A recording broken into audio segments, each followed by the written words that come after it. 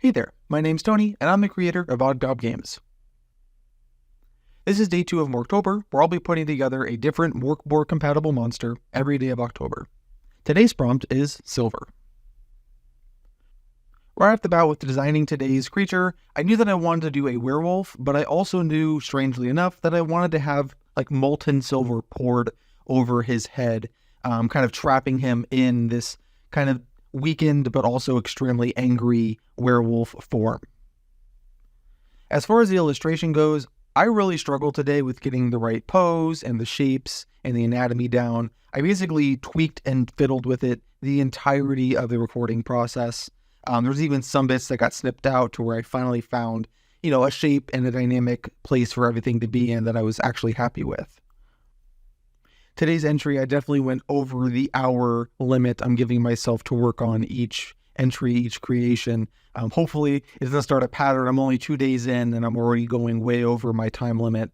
But I wanted to get it right. I wanted it to look good, so I invested that extra time, and I think it paid off in the end. There are a couple different times where I thought, oh, cool, the line work is done. Now I can color it. And then I'd get through coloring it, and then I would realize it's not done. I got to go back and redo it. Almost exclusively because of this back leg that's kind of cocked back. I couldn't get the perspective right on it. I wanted it to look like it was kicking back dirt. It was on the upswing. And I fiddled with that for so long. You'll see here that I bring in a big moon illustration that I scanned in to try and, tie everything in together. It's a werewolf, big moon. But eventually I scrapped that as well. Like so many of the ideas that I plop down and move around for this piece, they don't last that long. As we're getting closer to the end, I did ultimately decide to make him a bit more lean and show more of his rib cage, make his legs a bit thinner and his musculature a bit scrawnier. I thought a red scarier, especially with the way that the head was set up and his back arched in a specific way. It was just the way to go, and I'm happy with it.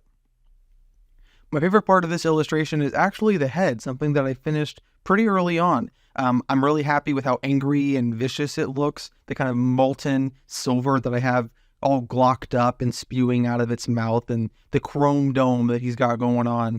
I'm really happy with all of the small details and how angry and vicious he looks.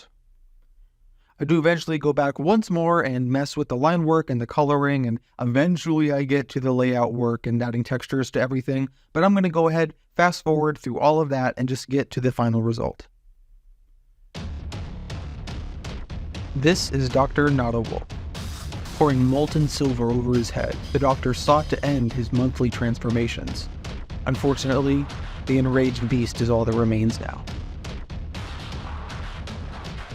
For all the struggle that went into the illustration here, the writing and the concept came pretty easy to me, and I am actually really happy with the way that it came out. I think I ended up with a really dynamic and scary action pose for Dr. Nautawolf, and if nothing else, it's a learning lesson to just keep pushing through to the finish line.